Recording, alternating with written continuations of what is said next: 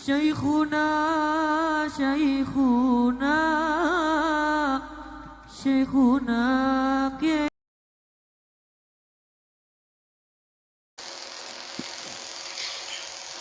Seseorang mengatakan kepada Syekh Yusuf rahimahullah, Syekh, dakwah itu merangkak seperti semut, kebatilan cepat seperti pesawat terbang. Bagaimana dakwah ini bisa berhasil? Maka beliau mengatakan, dakwah ini bukan mau balapan dengan pesawat terbang, bukan. Dakwah ini mengikut perintah Allah. Kalau kita ikut perintah Allah, kalau kita dibela oleh Allah, kalau kita dibantu oleh Allah, apalagi pesawat terbang yang lebih cepat dari pesawat terbang pun akan kalah dengan dakwah ini. Tapi syaratnya dakwah karena perintah Allah, sehingga dakwah itu dibela oleh Allah, sehingga dakwah itu diterima oleh Allah. Itu fikir kita.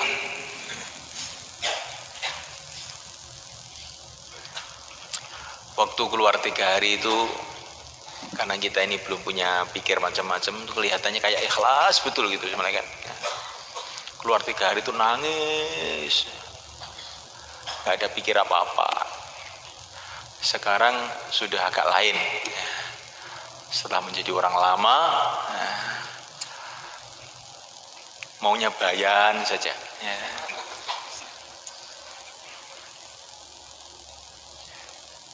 Maunya ngatur saja, diatur gak mau. Nah ini yang mengakibatkan kemerosotan rohani kita ini sebenarnya kan. Kita kembalikan dakwah pada aslinya, hanya karena taat perintah Allah saja, hanya untuk membangun akhirat saja, tidak ada niat yang lain-lain. Di depan, di belakang sama aja, di mahalah, di halakoh, di markas, di nizamuddin sama aja. Yang penting dapat ridho Allah. Bayan yang dengar 1 orang dengan bayan yang dengar 1000 orang sama aja. Itu tandanya ikhlas. Itu kemarin waktu haji itu Syekh Abdul Wahab itu datang ke rumah satu karkun di Madinah sana. Bayan panjang 1 jam lebih. Saya kira tuh yang dengarkan banyak, ternyata dengarkan 3 orang cuman. Bayan istimewa 1 juta orang juga beliau begitu bayannya. Yang dengar 3 orang juga begitu, juga sama saja. Masya Allah. Zaman dulu, ini ceritanya ulama-ulama India ini. Di India itu ada seorang ahli bayan, sehingga sampai disebut Amirul Bayan, Amir Bayan. Saking pandainya bayan itu. Itu orang sezaman dengan Syekh Ilyas, sebelum sedikit gitu. Namanya Athaullah Al-Bukhari, namanya begitu. Kalau beliau bayan itu, Masya Allah, macam orang itu tersihir semua. Kalau beliau menangis, semua ikut nangis. Kalau beliau tertawa, semua ikut tertawa. Orang-orang Hindu dengar bayan dia, nggak usah nanti cash pada masuk Islam. Ribuan orang, bukan ribuan, puluhan ribu orang Hindu itu masuk Islam. Itu Athaullah Al-Bukhari itu. Satu hari, Malaikat Allah Ta'ala, beliau bayan, yang dengarkan ribuan orang. Baru turun, datang satu orang kepada beliau ini, Syekh, saya terlambat Syekh, saya minta bayan seperti tadi. Oh iya, nah, dibayani satu orang ini persis seperti bayan di depan ribuan orang itu. Nah ini namanya ikhlas malaikat. Kalau kita ini enggak, kalau bayan memang semangat, tapi kalau dengar itu ngantuk. Ini tandanya enggak ikhlas ini malaikat. Kalau jadi amir semangat, kalau jadi makmur enggak mau mikir. Pokoknya tanggung jawab amir, enggak mau mikir. Coba ini semalekan. Ini di sini guyonan, nanti di akhirat jadi urusan besar.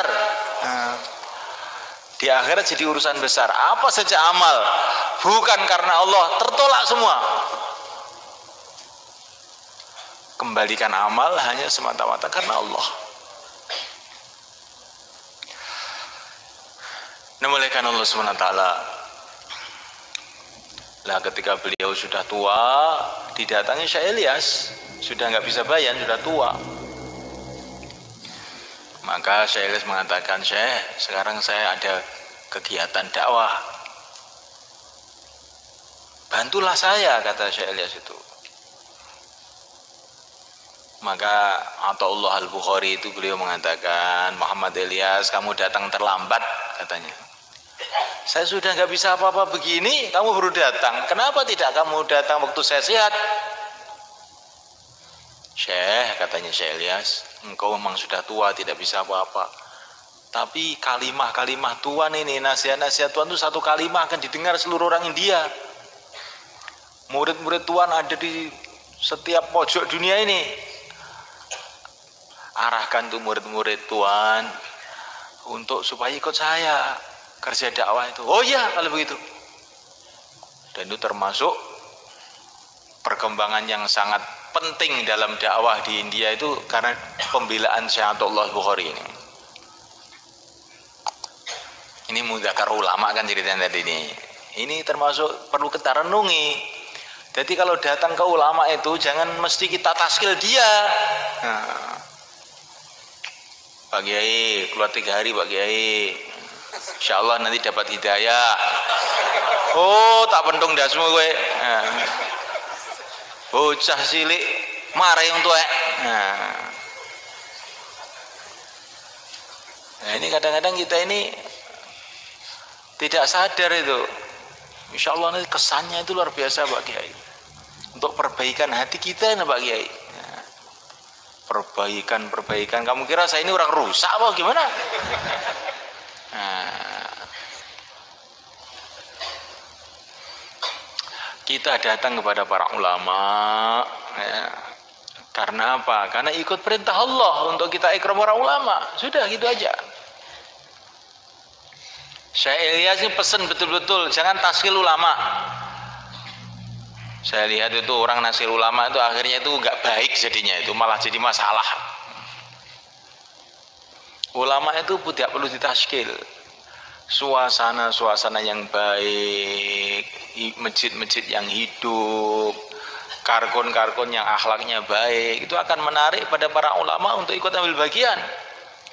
Caranya bukan dengan ditaskil-taskil begitu. Insya Allah mulai kan?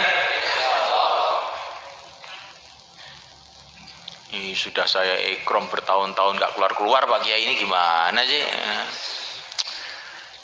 Nah ini Subhanahu wa ta'ala. Dan kita harus tanamkan dalam hati, ini bukan basa-basi, bahwa para ulama itu sudah punya jasa besar kepada umat dan punya jasa besar kepada dakwah ini, walaupun mereka belum ikut. Coba semulakan, kalau kita ini keluar, semua orang belum bisa baca Quran, belum bisa sholat, alangkah sulitnya kita ini semulakan.